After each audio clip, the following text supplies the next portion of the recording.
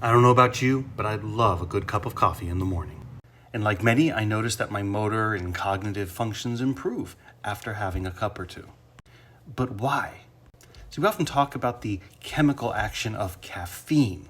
See, it's something called an adenosine inhibitor, which effectively increases activity in the brain, including dopamine activity.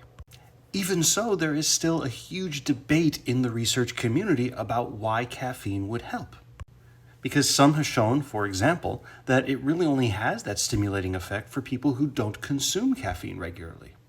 At the same time, the subjective experience of coffee drinkers is they get these effects regardless of what the research says. And here's the really interesting part.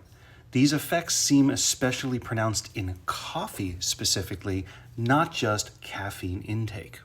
And a new study has shed some new light on this. While examining coffee drinkers under fMRI, researchers found that the decreased activity of what's called the posterior default mode network, while activity in what's called the right executive control network, as well as in higher visual connectivity nodes, increased.